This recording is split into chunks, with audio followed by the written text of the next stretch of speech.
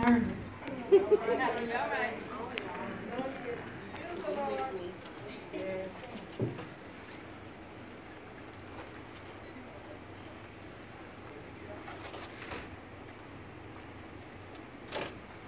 Alrighty.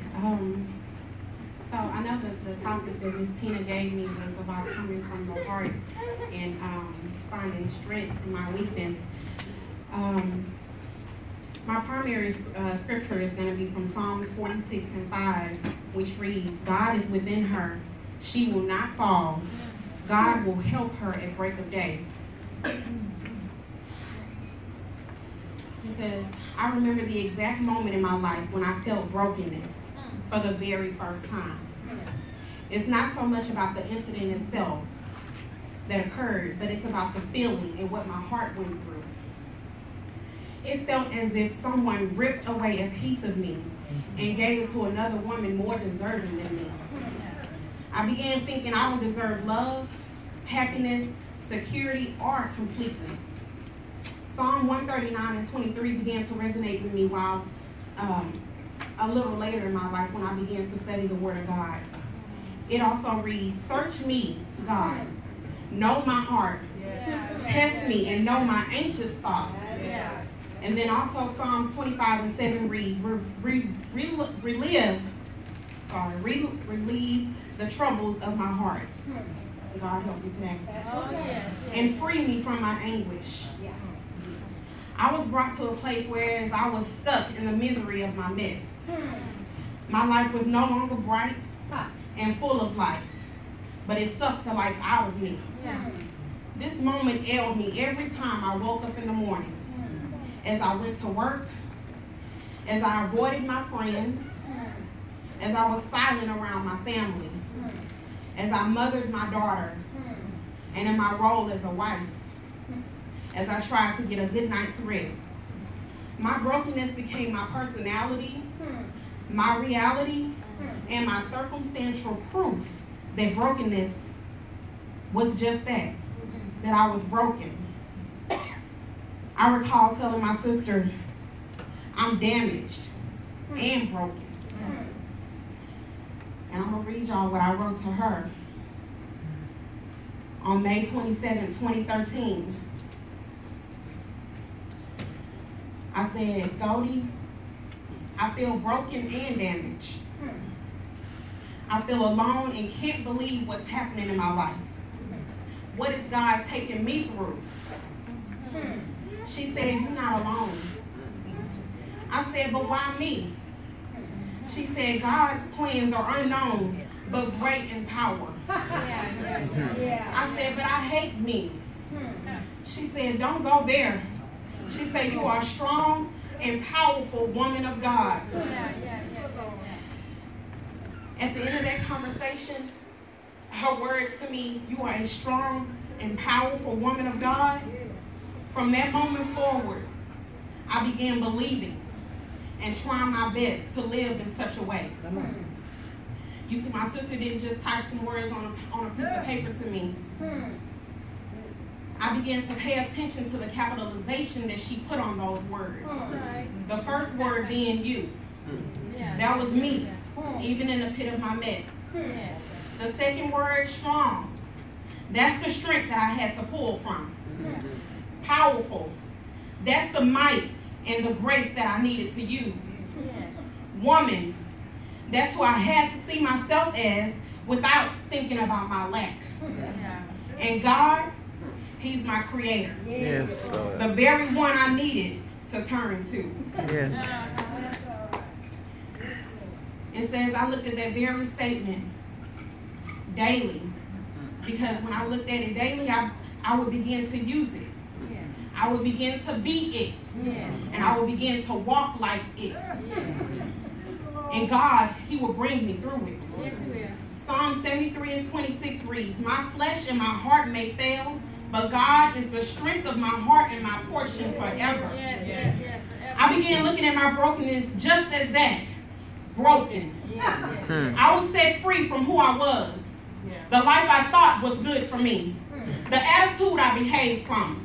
The girl trying to be a woman. The child trying to be a mother. Come on.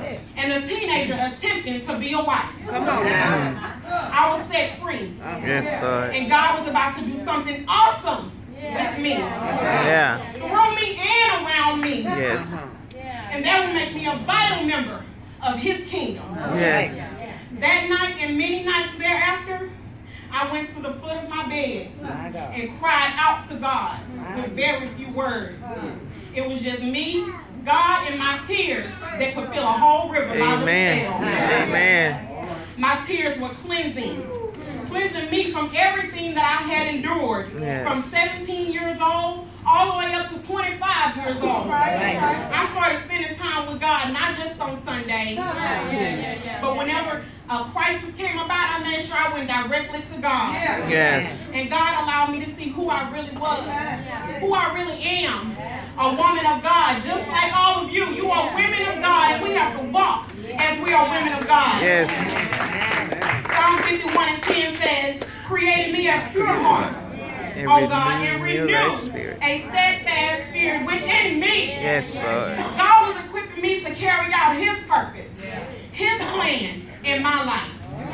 I felt like a new woman.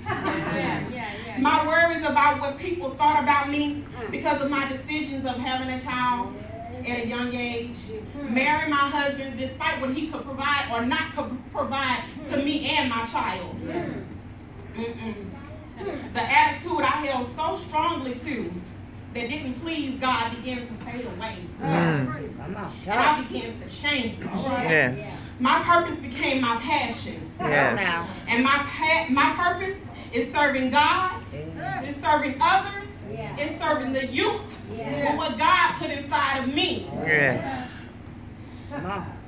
And that was through my inspirational writings, my inspirational quotes, and my teachings. Because I know nobody but God gave all this to me. Yes. I can no longer keep what God had given to me over the years just in the pages of my journal. Yes. I had to share with believers and non-believers so that they can see that you can trust God despite anything. Yes. I was revitalized and living my life for God. And in this newness, God woke me up ready to fulfill his purpose day by day. I let go of some of the things that I needed to. And some of the things that they let go of me. And this also included people. Yeah. And just like Sister Lisa said, my job of 14 and a half years, I was dedicated to them. And they let me go. I didn't let them go. They let me go. My attitude of sassiness, smart comebacks, and the world owes me something, I had to let it go. My decision to wear almost nothing and showing all of my skin, of my cleavage and my thighs, I had to let it go.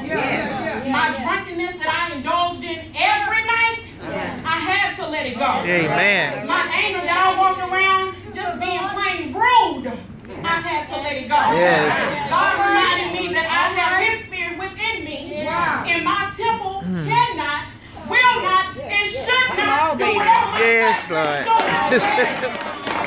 It's my duty. Yes. Not my flesh. Yes. My flesh continuously, and I have to repent for those sins that I committed. Yes. The ones I did knowingly and unknowingly. Psalm 46:5 reads, God is within her. She will not fall.